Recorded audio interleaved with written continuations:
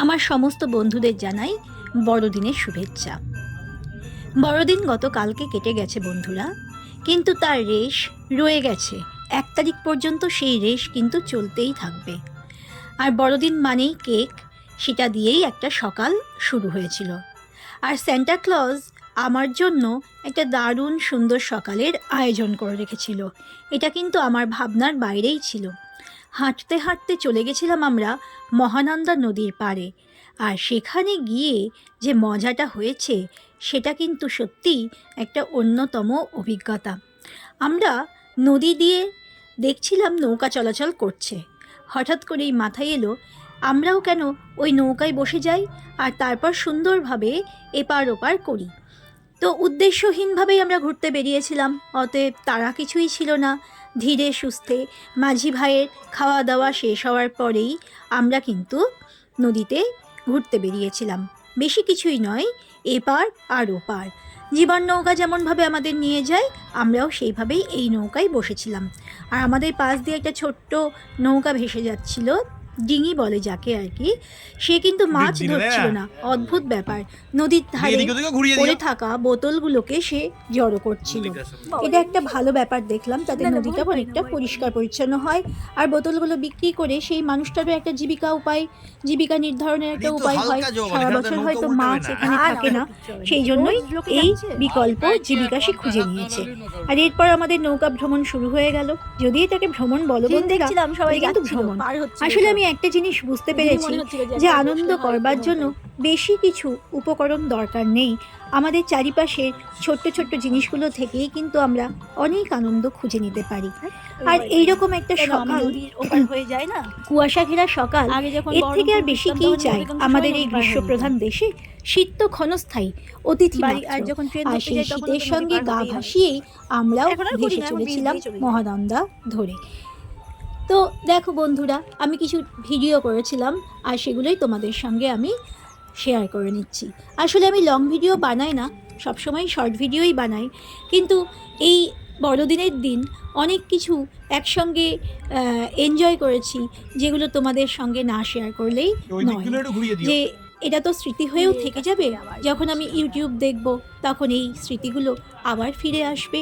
সেই জন্যও খানিকটা সেই উদ্দেশ্য নিয়েও এই ভিডিওটা করা।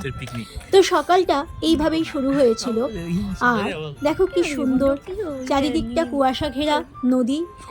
ব্যস্ততম জীবনে এই সাধারণ মুহূর্তগুলো আমাদের জীবনে অসাধারণ হয়েই ধরা দেয়। কারণ অন্য সময় এই সময়টাতেই হয়তো আমি অন্য কোনো কাজে ব্যস্ত থাকি, হয়তো আমার নিত্য প্রয়োজনীয় যে জীবন জীবিকা সেই কাজগুলোতেই হয়তো আমি ব্যস্ত থাকি। এরম একটা সুন্দর সকাল চলে যায়, আবার বিকেল আসে, কিছুই দেখা হয়ে ওঠে না। তাই এই মুহূর্তের প্রত্যেকটা পল, প্রত্যেকটা ক্ষণ খুব করেই আমরা কিন্তু উপভোগ করেছি। তো দেখতে থাকো আমার এই ব্লগ। বড়দিন উপলক্ষে করেছিলাম একটা বড় ব্লগ, যেটা সচরাচর আমার ভিডিওতে আমি করি না। অতক্ষণ সময় বা ধৈর্য সত্যিই আমার থাকে না একটা বড় ভিডিও বানানোর জন্য। অনেক পরিশ্রম দরকার। যাদের ভিডিও আমরা দেখি প্রতিদিনের ভিডিও, তারা কিন্তু অনেক পরিশ্রম করে এরকম একটা বড় ভিডিও বানায়। আর অত পরিশ্রম অথবা অত সময় দেওয়ার মতো থাকে না বলেই আমি চটজলদি শর্ট ভিডিওগুলোই বানিয়ে থাকি। তো যাই হোক, এরকম একটা সুন্দর সকালের সঙ্গেই আমাদের বড়দিনের দিনটা শুরু হয়েছিল। তারপর সেই নৌকোয় কিন্তু এপার ওপার যাওয়ার জন্য লোকজনও উঠছিল, আর আমরা তো ছিলাম। অতএব সুন্দর করে ঘুরে ফিরে এরপর আমরা একটু বাজার করে বাড়ি চলে এসেছিলাম। আর বাড়িতে এসে একটা মজা হয়েছিল, আমার এক খুব কাছের বোন সে আমাদের বকফুল উপহার দিয়েছিল। তো সেই বকফুলটা আমি বেসনে চুবিয়ে ভাজা করেছিলাম। অন্যান্য রান্নার মধ্যে এটাই ছিল কালকের প্রধানতম রান্না। তো সেই ভিডিওটাও আমি তুলে রেখেছিলাম, আর সেটা অবশ্যই তোমাদের সঙ্গে আমি শেয়ার করে নিচ্ছি। কারণ বকফুলটা সবসময় পাওয়া যায় না, বা অনেক সময় বাজারে গেলেও হয়তো দেখতে পায় না। তো সেই ছোট্ট বোনটি আমার, সে কিন্তু বকফুল এনে দিয়েছিল, আর সুন্দর করে সেটা ভাজা করেছিলাম। তো দেখতে থাকো আমার এই ভিডিও। এরকম একটা বড় ভিডিও, অনেকক্ষণ সময় লাগবে বন্ধুরা, একটু ধৈর্য ধরে দেখো। কারণ এরকম বড় ভিডিও আমার খুব একটা বানানো হয় না, আর অভিজ্ঞতাও কম। তো যেমন যেমন বড়দিনের দিনটা এগিয়েছে তেমন তেমন আমি ভিডিও করতে থেকেছি। দেখো আমার বকফুলের বড়াগুলোও সুন্দরভাবে ভাজা হয়ে গেছে, আর খেতে তো দুর্দান্ত হয়েছিল, সবাই প্রশংসা করেছে। আর বিশেষ করে ধন্যবাদ কিন্তু দেওয়ার আছে আমার ওই বোনটিকে। তো যাই হোক, এরপরে সন্ধেবেলায় আমরা একটা আর্ট এক্সিবিশন চলছিল, সেখানে গেছিলাম। অনেক ছবি চারিদিকে, ছোট ছোট ছেলেমেয়েরা তাদের প্রতিভার নিদর্শন সাজিয়ে বসেছিল। আমরা বেশ কিছুক্ষণ সেখানে থেকে একটু ঘোরাঘুরি করে সেটার একটা ছোট্ট ভিডিও আমি তুলে নিয়েছিলাম আমার ক্যামেরায়। তখন তো আর জানতাম না যে এরকম একটা বড় ভিডিও বানাবো, তাহলে আরও একটুখানি কাছ থেকে সুন্দরভাবে আমি ছবিগুলো তুলতাম। যাই হোক, খুব ভালো লেগেছিল এই উদ্যোগটা, যে যারা আঁকা শেখে এবং শেখায় তাদের তো একটা স্বীকৃতি অবশ্যই দরকার।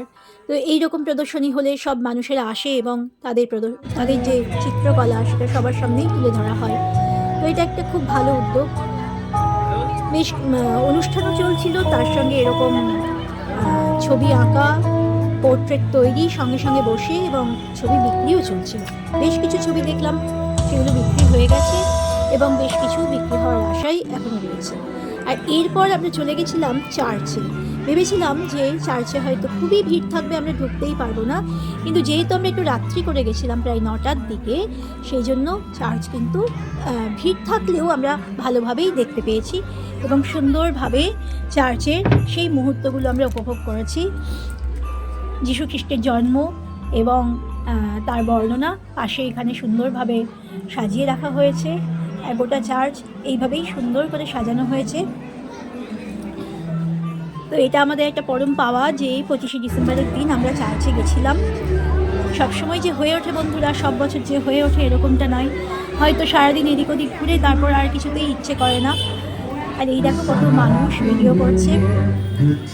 চার্চের বাইরে এইভাবেই হ্যাপি নিউ ইয়ার লেখা আছে, অগ্রিম শুভেচ্ছা রইল সকলকে।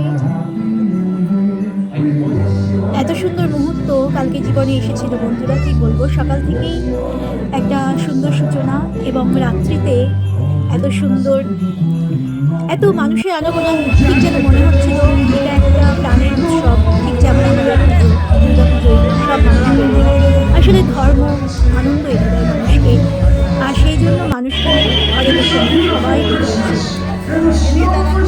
এখানে কে কোন মতবাদে বিশ্বাসী সেটা নয়, সকলের সঙ্গে মিলে আনন্দ করা, এটাই কিন্তু প্রধান লক্ষ্য। তো দেখো শহরে কিন্তু পুরো যানজট, কারণ সেখানে হচ্ছে কার্নিভাল।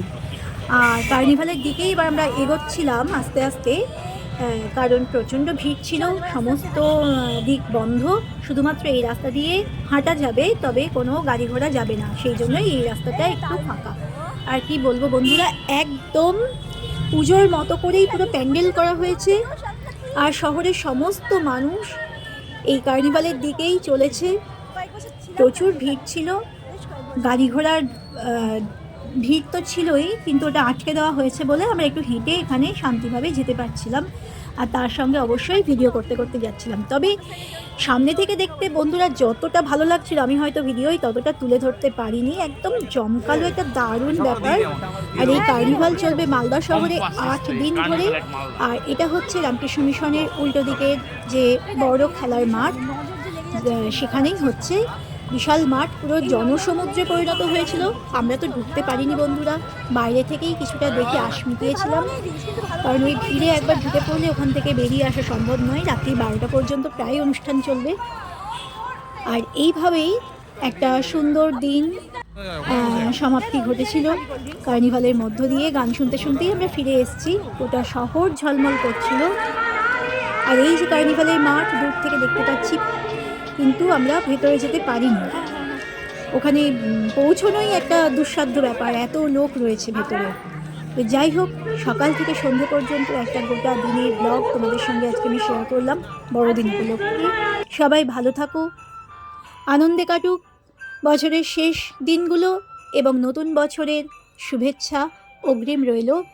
সকলের জীবনে শান্তি এবং আনন্দ পরিপূর্ণ হোক, সকল চাওয়া পাওয়া সবার যেটুকু যা পাওনা সবাই পাক, সবাই ভালো থাকুক, এই কামনা করে আজকের এই ব্লগটা আমি শেষ করছি। ভালো থেকো।